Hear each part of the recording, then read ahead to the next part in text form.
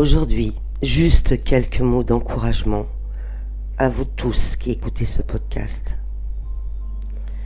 Pour tous ceux qui ont gardé la foi, quelle qu'en soit la forme, soyons certains que nos prières, nos messages d'amour sont entendus dans l'univers. Bien sûr, nous traversons un moment difficile, mais sachons que jamais rien ne dure éternellement. Ainsi va la vie. Comme on dit, après la pluie, le beau temps, non. Cette épreuve de crise va finalement s'éteindre. Soyez-en sûrs. Rien ne meurt, tout se transforme continuellement. C'est un principe essentiel de vie qu'il nous faut comprendre aujourd'hui. Nous avons tous en nous-mêmes les ressources nécessaires pour faire face à cette situation mondiale. Ne baissons pas les bras surtout,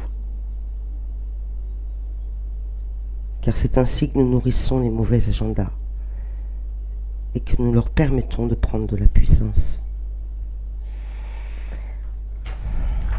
Au contraire, retrouvons le sourire, l'espoir et le cœur. La seule chose qui peut nous sauver, c'est l'amour, mes amis. Ayons de la compassion pour tous ceux qui ne sont plus connectés à leur âme. Croyez-moi, ce sont les plus malheureux. Et si tout ça, finalement, n'était là justement que pour nous faire revenir à ce que nous sommes de plus précieux, nous les humains, une conscience d'aimer.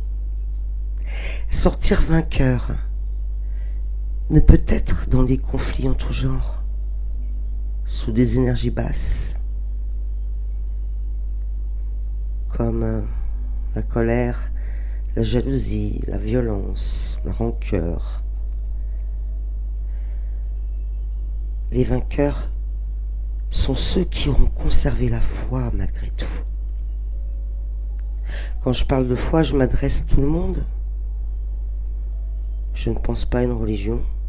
À mon sens, avoir la foi, c'est tout simplement admettre que rien n'est plus fort que l'amour que l'on se porte à soi-même et aux autres. Voilà l'élévation de conscience que nous avons expérimentée ici-bas. C'est aussi simple que ça.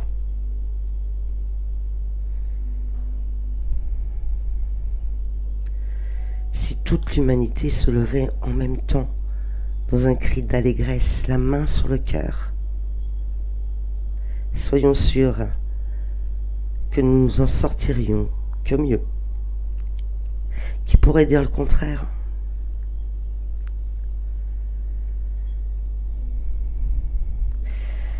Croire que nous sommes séparés, différents, en termes de nation, de culture, de religion, n'est qu'un leurre. Nous sommes tous un morceau du divin, de l'univers, de la source. Appelez ceci comme vous voulez, ça n'a pas d'importance. Chacun de nous sommes uniques et venant du grand tout. Nous avons l'illusion d'être séparés les uns des autres. En réalité, nous nous faisons miroir continuellement.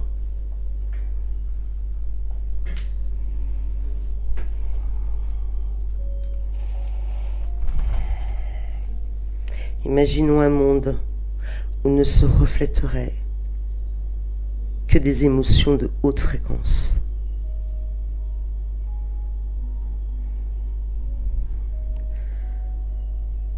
Il s'agit juste de prendre conscience qu'il est tellement plus agréable de ressentir des émotions de qualité.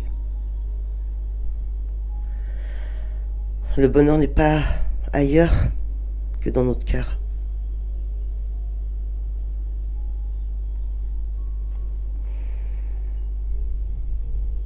Retrouvons le sens de l'unité. C'est tellement plus serein. Vous voyez ce que je veux dire? Être de bonne humeur, ça se répercute automatiquement dans l'entourage et par soi-même, par exemple. Ces notions sont tellement basiques, les aurions-nous juste oubliées?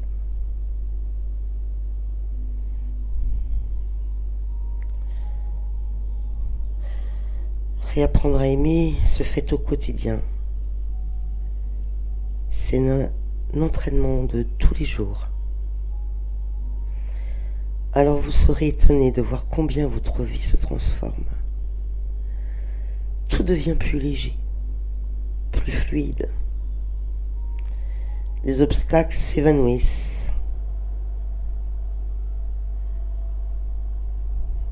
Vérifiez par vous-même.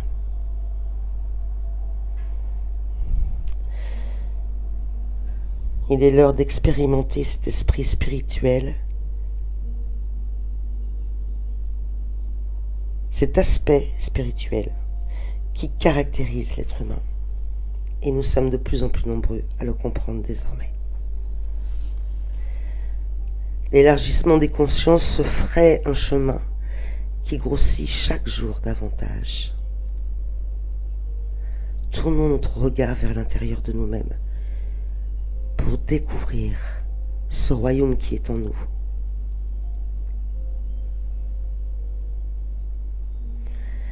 Abordons un tout nouveau état d'être. Nous n'en récolterons que de l'abondance. L'abondance intra-relationnelle, émotionnelle, matérielle. L'abondance tout court.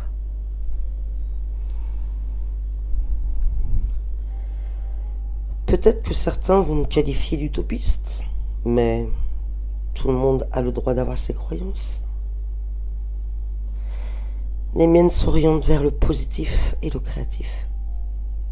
Du coup, ça ne peut faire de mal à personne, non? Et si l'on n'essaye pas, comment peut-on savoir si ça marche? Vous avez souri? C'est déjà ça.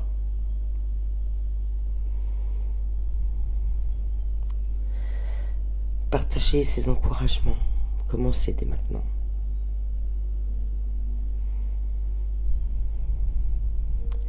Je vous envoie à tous une immense vibration d'amour.